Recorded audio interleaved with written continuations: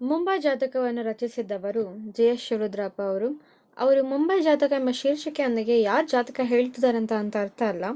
ಹೇಗೆ ಅಭಿವೃದ್ಧಿ ಹೊಂದಿರುವಂತಹ ನಗರ ಪ್ರದೇಶಗಳಾದಂತಹ ಮುಂಬೈ, ಹಾಗೆ ಕೋಲ್ಕತ್ತಾ, ಬೆಂಗಳೂರು, ಈ ರೀತಿ ಹಲವಾರು ಪ್ರದೇಶದಲ್ಲಿ ಹೇಗೆ ಜೀವನ ಸಾಗ್ತಿದೆ, ಹೇಗೆ ಉದ್ಯೋಗಗಳಲ್ಲಿ ಜನರು ತಮ್ಮನ್ನು ತಾವು ತೊಡಗಿಸ್ಕೊಂಡಿದ್ದಾರೆ, ಅವ್ರ ಮನೆಗೆ ಬಂದಮೇಲೆ ಹೇಗಿರ್ತಾರೆ, ಮಕ್ಕಳ ಜೊತೆ ಹೇಗೆ ಹೊಂದ್ಕೊಳ್ತಾರೆ, ಅದೇ ರೀತಿ ಅಲ್ಲಿ ಆ ವಾತಾವರಣದಲ್ಲಿ ಬೆಳೆದಿರುವಂತಹ ಮಗು ಭವಿಷ್ಯ ಹೆಂಗಿರುತ್ತೆ, ಇವೆಲ್ಲಗಳ ಕುರಿತು ಆ ಮಗು ಹೆಂಗೆ ಬೆಳೆಯುತ್ತೆ, ಏನು ಆಟ ಆಡುತ್ತೆ, ಏನು ಕಲಿಯುತ್ತೆ, ಹೇಗೆ ಬೆಳೆಯುತ್ತೆ, ಇವೆಲ್ಲ ವಿಷಯಗಳ ಕುರಿತು ಜೆ.ಎಸ್. ಶಿವರುದ್ರಪ್ಪ ಅವರು ತಮ್ಮ ಮುಂಬೈ ಜಾತಕ ಎಂಬ ಪದ್ಯದಲ್ಲಿ ಹೇಳ್ತಾರೆ.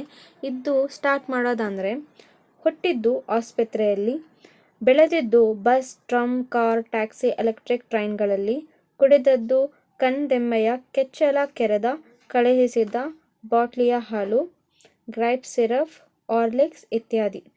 ಹುಟ್ಟಿದ್ದು ಎಲ್ಲಿ? ಹುಟ್ಟಿದ್ದು ಆಸ್ಪತ್ರೆಯಲ್ಲಿ ಮಗು. ಅದೇ ರೀತಿ ಬೆಳೆದಿದ್ದು ಅಂದರೆ ಯಾವ ಪರಿಸರದೊಂದಿಗೆ, ಯಾವ ವಾತಾವರಣದಲ್ಲಿ ಅದು ಬೆಳೆದಿದೆ ಅಂದರೆ ಬಸ್ಸುಗಳು ಹೆಚ್ಚು ಓಡಾಡ್ತಿರುವಂತಹ ಪ್ರದೇಶ. ಟ್ರಮ್ ಅಂದರೆ ಎಲೆಕ್ಟ್ರಿಕ್ ಬಸ್ ಟೈಪ್ ಅಂತ ಹೇಳ್ತಾರೆ. ಹಾಗೆ ಕಾರ್, ಟ್ಯಾಕ್ಸಿ, ಎಲೆಕ್ಟ್ರಾನಿಕ್ ಟ್ರೈನ್ಗಳ ಮಧ್ಯೆ ಆ ಮಗು ಬೆಳೀತಿದೆ. ಹಾಗೆ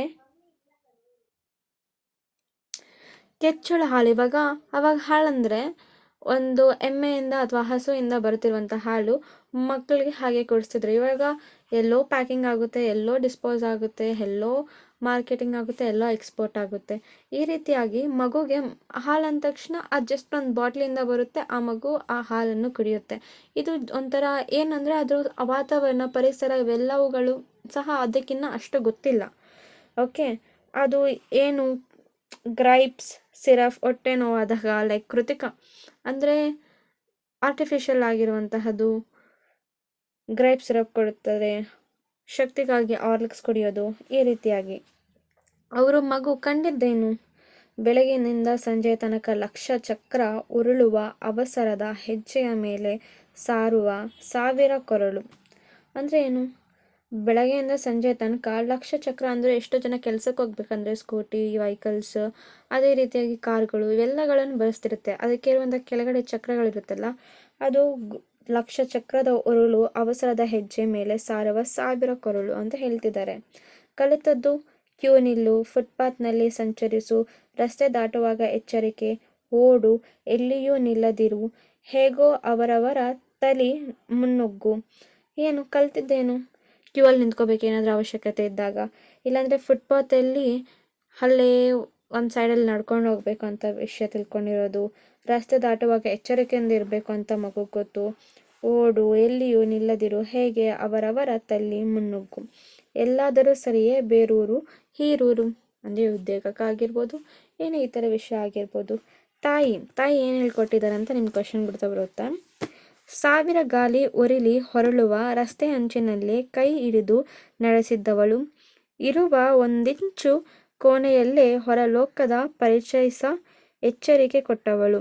ಸಾವಿರ ಗಾಲಿ ಹೊರಳುವ ರಸ್ತೆ ಅಂಚಿನಲ್ಲಿ ಅಂದರೆ ಇವಾಗ ತುಂಬ ಟ್ರಾಫಿಕ್ ಜಾಮ್ ಇರುತ್ತಲ್ಲ, ಇವಾಗ ಏನಾದರೂ ಶಾಪಿಂಗ್ ಹೋಗ್ಬೇಕಂದ್ರೆ ಅಮ್ಮ ನಮ್ಮನ್ನ ಕರ್ಕೊಂಡು ಹೋಗ್ತಾರಲ್ಲ, ಅದರಲ್ಲಿ ಜಾಗ್ರತೆಯಿಂದ ಮಗುನ ಒಂದು ಕಡೆ ಕೈ ಇಟ್ಕೊಂಡು ಆಮೇಲೆ ಫುಟ್ಪಾತಲ್ಲಿ ನಡ್ಕೊಬಿಟ್ಟು ಈ ರೀತಿಯಾಗಿ ರಸ್ತೆ ಅಂಚಿನಿಂದ ನಡೆದುಕೊಂಡು ಕೈ ಹಿಡಿದು ನಡೆದವಳು. ಅದೇ ರೀತಿ ಒಂದು ರೂಮ್ ಇರುತ್ತೆ. ಯಾಕಂದರೆ ಬೆಂಗಳೂರಲ್ಲಿ ಅಥವಾ ಬೇರೆ ಪ್ರದೇಶಗಳಲ್ಲಿ ಯಾರು ತಮ್ಮ ಸ್ವಂತ ಮನೆ ಇರಬೇಕು ಅನ್ನೋದು ಒಂದು ಕನಸಾಗೇ ಇರುತ್ತೆ. ತುಂಬ ರಿಚ್ ಇದ್ದವ್ರಿಗೆ ತಮ್ಮ ಲೈಕ್ ಸ್ವಂತ ಮನೆ ಅಂತ ಇರುತ್ತೆ, ಎಲ್ಲರೂ ಬಾಡಿಗೆ ಮನೆಯಲ್ಲಿ ಹೆಚ್ಚಿರೋದು. ಆದ್ದರಿಂದ ಒಂದಿಂಚು ಕೋಣೆಯಲ್ಲಿ ಹೊರಲೋಕವನ್ನು ಪರಿಚಯಿಸಿದ್ದ ಎಚ್ಚರಿಕೆ ಕೊಟ್ಟವಳು ಯಾರು? ಒಂದಿಂಚು ಅಂದರೆ ಒಂದು ಚಿಕ್ಕ ಕೋಣೆಯ ರೂಮಲ್ಲಿ ಆಕೆಗೆ ಗೊತ್ತಿರುವಂತಹ ಹೊರಲೋಕದ ಜ್ಞಾನವನ್ನು ತಿಳಿಸ್ಕೊಟ್ಟವರು ಯಾರು? ತಾಯಿ ಅಲ್ವೇನು? ಅದೇ ರೀತಿಯಾಗಿ ತಂದೆ ಬೆಳಗಿನಿಂದ ಸಂಜೆಯ ತನಕ ಕಣ್ಮೆರೆಯಾಗಿ ಒಮ್ಮೊಮ್ಮೆ ರಜೆ ದಿನಗಳಲ್ಲಿ ಕಣ್ಣಿಗೆ ಕಂಡು ಕುಳಿತು ಕೆಮ್ಮುವ ಪ್ರಾಣಿ. ಏನರ್ಥ ಆಯ್ತಾ? ಇವಾಗ ತಂದೆ ತಾಯಿ ಹೆಂಗಂದ್ರೆ, ತಾಯಿ ಮನೇಲಿ ಕೆಲಸ ಮಾಡ್ತಿರ್ತಾರೆ, ತಂದೆ ಬೆಳಗ್ಗೆ ಹೋದರೆ ಸಂಜೆ ಬರ್ತಾರೆ. ಆ ಮಗು ಹೆಂಗೆ ಕಾಣ್ತಾರೆ, ಅಪ್ಪ ಅನ್ನೋ ಬಾಂಧವ್ಯ ಹೆಂಗೆ ಬೆಳೆಯುತ್ತೆ? ಯಾಕಂದರೆ ಅವರ ಅವಸರದ ಜೀವನ. ಯಾಕಂದರೆ ಎಲ್ಲ ಖರ್ಚುಗಳನ್ನು ಬೇರೆ ಮಾಡಬೇಕಂದ್ರೆ ಏನು ಬೇಕು? ಹಣ ಬೇಕು. ಆ ಹಣಕ್ಕಾಗಿ ಬೇರೊಬ್ಬರ ಕೆಳಗೆ ಆತ ವರ್ಕ್ ಮಾಡ್ತಿರ್ತಾರೆ. ತಂದೆ ಬೆಳಗ್ಗೆ ಮಗು ಎದ್ದಕ್ಕೆ ಮುಂಚೆನೇ ಹೋಗಿರ್ತಾರೆ, ಆಮೇಲೆ ಬಂದಾದಮೇಲೆ ಮಗು ಮಲ್ಕೊಂಡಿರುತ್ತೆ.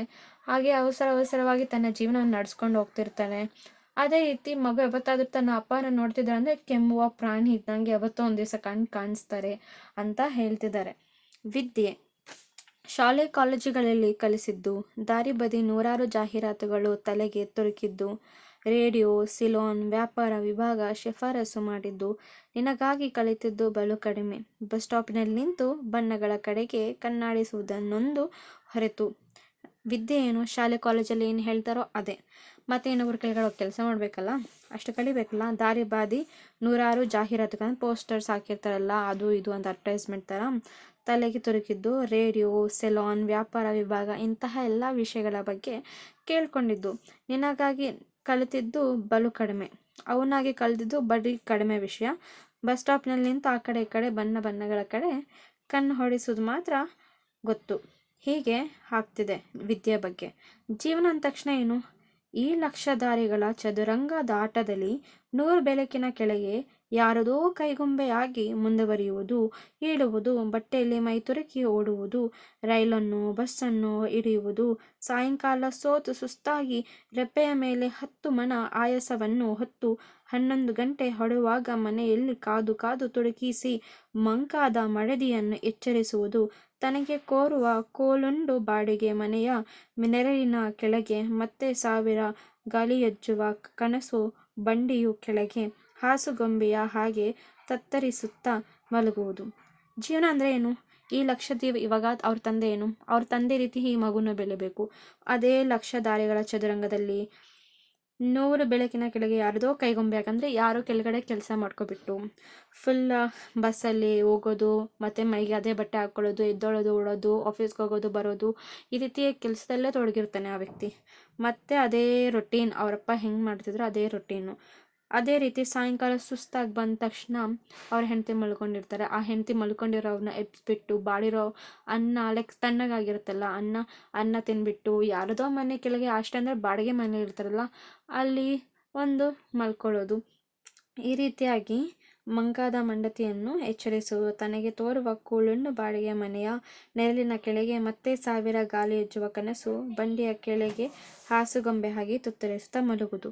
ಒಂದು ಜೀವನ ಶೈಲಿ ಹೇಗಿರುತ್ತೆ, ಹೇಗಿರಬಾರ್ದು, ಹೇಗೆ ಒಬ್ಬರ ಬಗ್ಗೆ ಅಂದರೆ ನಾವು ಕಾಮನ್ ಆಗಿ ಏನಂತ ಹೇಳ್ತಿದ್ದೀವಿ ಅಂದರೆ ನಾರ್ಮಲಾಗಿ ನಡೀತಿರುವುದು ಪ್ರಸ್ತುತ ನಮ್ಮ ಜೀವನದಲ್ಲಿ ಆಗ್ತಿರೋ ವಿಷಯನೇ. ಬಟ್ ಅವರು ಯಾವ ಕಾಲದಲ್ಲಿ ಇದನ್ನು ರೆಪ್ರೆಸೆಂಟ್ ಮಾಡಿದ್ದಾರೆ ಅಂದರೆ ತುಂಬ ಗ್ರೇಟ್ ಅನಿಸ್ತಿದೆ. ಹೀಗೆ ನಗರೀಕರಣದಿಂದ ಹೇಗೆ ಒಂದು ಮಗು ಆಗಲಿ, ಒಂದು ಮನುಷ್ಯ ಜೀವನ ಹೆಂಗೆ ನಡೀತಿದೆ ಎನ್ನೋ ಬಗ್ಗೆ ನಮಗೆ ಒಂದು ಜಾಗೃತಿ ಮೂಡಿಸ್ತಿದ್ದಾರೆ.